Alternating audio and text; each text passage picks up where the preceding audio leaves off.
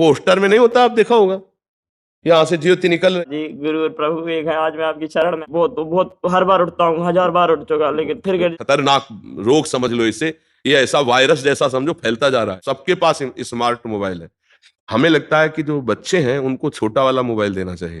अगर गर्भवती माताएं हो जाती हैं फिर स्पर्श नहीं करना चाहिए। गुरुदेव, ये दास इस काम, क्रोध, लोभ, मोह और माया के इन जालों से हार चुका है। दास भगवत प्राप्ति चाहता है, पर एक कदम चलने का भी सामर्थ्य नहीं रह गया है।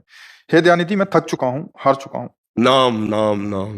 महाराज जी वो भी नहीं हो पा रहा मुझसे, फिर मैं कुछ नहीं कर पाऊंगा, बस आ गया आप। नहीं, ऐसे नहीं होता, ऐसे नहीं होता। हम बोल सकते हैं ना तो राधा बोले, चल सकते हैं ना तो अच्छे मार्ग में चले, हाथ है ना तो अच्छे कार्य में चले। देखो बेईमानी करोगे तो फिर हमारे पास उसकी दवा नहीं है। अब आप ये कह दोगे कि अब हम कुछ नहीं कर सकते हैं, तो फिर हमारे पास दवा क्या है? आप बोलो क्या दवा है? आप क्या दवा? फिर तुम्हें महाराज जी गुरु और प्रभु एक है, आज मैं आपकी शरण में आ गया। आप अभी जाना, देखो अगर गुरु और प्रभु एक है तो हम जो आज्ञा कर रहे हैं उस पर वचन पर ध्यान दो। गुरु का मतलब आजकल देखो क्या समझ लिया गया है, वो जैसे पोस्टर में नहीं होता, आप देखा होगा, यहाँ से ज्योति निकल रही है और उनके ऐसी कुछ भावना बन गई है जैसे इस बच्चे की है। मतलब संत और गुरु भगवान मतलब वो ऐसे कर देंगे, हो गए। कुछ हुआ क्या तुम्हारे? किसी कुछ हो रहा है? नौटंकी नाटक से कुछ नहीं होता। संतों की यहाँ से नहीं निकलता, ये केवल फिल्मों में दिखाया जाता है और पोस्टर में छपाया जाता है। संतों के यहाँ से निकलता है। वचन अगर मान लो तो मंत्र मूलम गुरु वाक्यम मोक्ष मूलम गुरु कृपा। उनके पहले वाक्य को मानो तो उनकी कृपा से मोक्ष हो जाएगा। राधा राधा राधा राधा राधा। अब कह दो हम नहीं जप सकते तो भोगो फिर, अवश्य में भोक्तव्यम कृतम कर्म शुभा शुभम। अभी सच्ची शरणागति थोड़ी को, किसी को जब राम बोलना नहीं आता था तब संत ने कहा मरा मरा बोलो, तो तीसरी बार में राम निकल आया और वो महान हो गए कि नहीं हो गए? तो आप विचार करके देखो, अगर संतों की बात ना माने तो ऐसा कुछ जादू तमाशा तुम समझते हो तो हमें बताओ कि भाई ऐसा जादू तमाशा संतों के पास है कि ऐसे संतों ने बड़े बड़े पापियों को महात्मा बना दिया। कैसे बनाया? उपदेश से। उनकी बात वो माने तब ना। अब बात ना माने तो अगर कोई ऐसा चमत्कार हुआ हो कि छू दिया वो महात्मा बन गया, हमें बता देना। ऐसा नहीं, उपदेश किया और मान लिया और वो महात्मा बन गया। कहीं भी पूरा ढूंढ के बताना, पोस्टर की बात नहीं कहते, हमारे शास्त्रों में बताना। संतों ने उपदेश किया, उनकी बात माना, काम हो गया। बड़े से बड़े चोर, बड़े से बड़े हिंसकों को महाभागवत बना दिया। बोलो हरि बोलो, राधा बोलो, कृष्ण बोलो, ऐसा उपदेश देके। तो वो बात बच्चा मानो, नाम जप करो। अच्छा देखो, हम बुरा आचरण कर सकते हैं ना, इसका मतलब पावर है ना, तो हम अच्छा आचरण क्यों ना करें? अब अच्छा के लिए नहीं बोलोगे, बुरा करोगे तो भोगेगा कौन? भोगेगा। तो ये बात समझना पड़े। अवश्य में भोक्तव्यम। इतने कमजोर मत बनो तुम एकदम ऐसे। महाराज जी मैंने बहुत प्रयास किए, बहुत बहुत हर बार उठता हूँ, 1000 बार उठ चुका, लेकिन फिर गिर जाता हूँ। फिर भी हमें प्रयास करना है। अभी तुम्हारी अवस्था थोड़ी हो गई कि तुम बूढ़े हो गए हो प्रयास करते करते। अब अगर हम जो कह रहे मानो, राधा नाम निरंतर जपने का अभ्यास करो, अच्छा भोजन करो, मोबाइल में गंदी बात मत देखो। हम जो कह रहे उसे पकड़ो। मोबाइल में गंदी बात मत देखो, गंदा चिंतन मत करो, अपने हाथ से गंदी क्रिया मत करो, गंदे बच्चों का संग मत करो। अभी ठीक हो जाओगे। तुम्हारी बात इसी में है, पकड़ लो। जो हम बोल गए ना इसी में है, पकड़ लो। जी एक और बात है, हाँ। जैसे मेरी स्थिति यहाँ से सुधर गई, लेकिन माया मोह अहंकार यहाँ भी बहुत। अच्छा माया है क्या चीज? हमें बताओ, कभी मिली क्या तुम्हें माया? किसी को मिली माया? माया किसे कहते हैं? माँ माने नहीं या माने जो जो है नहीं पर दिखाई दे, उसका नाम माया है। क्या माया? ये जो आकर्षण है हमारा, परस्पर माया शब्द से हम संबोधन करते हैं। ये संपूर्ण चराचर जगत में जितना बाय है ये सब माया है।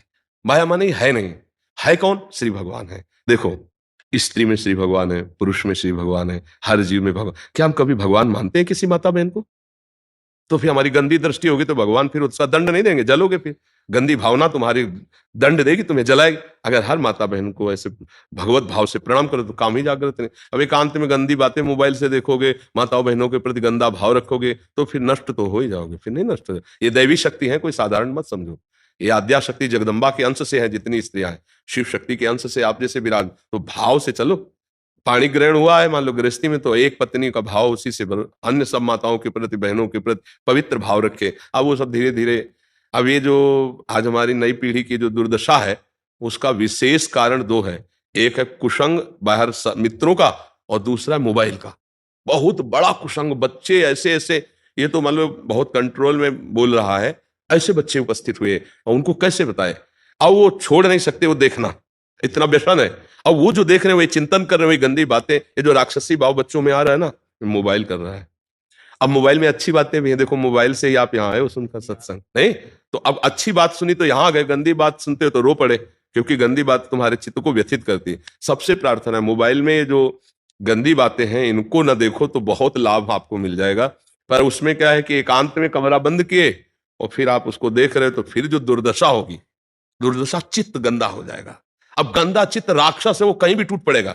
ये जो आज देखते हो ना कि बच्चों के प्रति ऐसा दुर्व्यवहार, ऐसा जो वो राक्षस बना दिया चिंतन ने, वो एकांत में बैठे चिंतन करते करते करते एकदम पागल हो गया कि वही चीज मैं कैसे, बस वो ये गंदी बातें सुनने वाले देखने वाले बच्चों का संग, गंदी क्रिया करना और गंदा दृश्य देखना। अब सबके पास स्मार्ट मोबाइल है।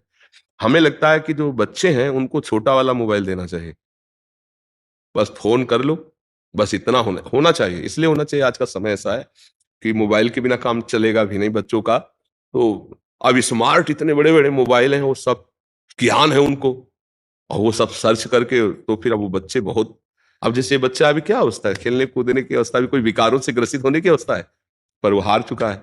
इसलिए राधा राधा जपो, हमारी बात अगर मानो बच्चा, मोबाइल मत देखना, गंदी बात मतलब सत्संग सुनो मोबाइल से, हाँ गंदी, और गंदी क्रिया मत करो, अपने हाथ से गंदी क्रिया मत करो, संयम से चलो तो तुम टूटोगे नहीं।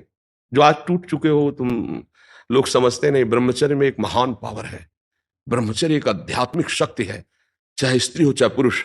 अगर संयम पूर्वक गृहस्थी में भी रहना तो पशुवत आचरण मत करो, संयम पूर्वक रहो। आप ब्रह्मचर्य के देखो, आपको रोगों से लड़ने की समर्थ, बौद्धिक स्तर आपका बहुत प्रवीण, और बस शरीर भले ऐसे हो, आपके अंदर आत्मबल, बहुत जोश, पावर है, पावर। और गृहस्थी में मान लो आप कई वर्ष ब्रह्मचर्य रहे, फिर इसके बाद संतान उत्पन्न करें, तो देखिए आप उस संतान में कितना ओज, तेज, और कैसा वो राष्ट्रभक्त, चाहे वो लड़की हो चाहे लड़का हो, उसमें तेज मिलेगा। अब जो विधान है उनके विधान सब विपरीत, अगर गर्भवती माताएं हो जाती हैं फिर स्पर्श नहीं करना चाहिए, नहीं उस बच्चे के संस्कार बिगड़ेंगे और जरूर न जरूर कोई भयानक उसके शरीर की रोग स्थिति हो जाएगी यदि आप सहवास करते हैं। पर कौन सुनता है, कौन मानता है? इसीलिए सब आप देखो, वो तेज, वो ओज, वो भागवतिकता, वो माता पिता के प्रति श्रद्धा भक्ति नहीं, छोटे छोटे बच्चों में गंदे संस्कार भर रहे हैं। क्यों? क्योंकि माता पिता ही संस्कार उसमें ऐसे गंदे डाल रहे हैं। क्यों? गर्भ से संस्कार बनते हैं, गर्भस्थ शिशु से। गर्भ में ही तो चक्रव्यूह रचना तोड़ना सीखा था अभिमन्यु ने, गर्भ में ही तो प्रहलाद जी ने उपदेश करके भक्त महान बना दिया प्रहलाद जी को, नारद जी ने उपदेश करके प्रहलाद जी को। अच्छा, गर्भस्थ शिशु के साथ आप जैसा व्यवहार करेंगे, मान लो मां गर्भवती हो गई, अब आपको धैर्यपूर्वक पवित्र, जब तक संतानोत्पत्ति पूर्ण तब तक पवित्र जीवन और खूब नाम जप और भक्त, तो देखो उससे, तो इसलिए आजकल छोटे छोटे बच्चे, छोटे छोटे जो अभी मतलब किसी योग्य नहीं है, वो आचरणहीन हो रहे हैं। तो ये बहुत बड़ी हमारे नई पीढ़ी में खतरनाक रोग समझ लो इसे, ये ऐसा वायरस जैसा समझो फैलता जा रहा है। छोटे छोटे बच्चों में जहां चेतना जागृत हुई तो उनको मिल गए ऐसे दोस्त, और गंदी बातें सिखाना, गंदी बातें दिखाना। तो इनसे बचा जाए और राधा नाम जपा जाए, खान पान पवित्र रखा जाए, तो ये दशा नहीं आएगी। टूटो मत तुम, भगवान के जन हो, भगवान के अंश हो, ऐसा नहीं टूट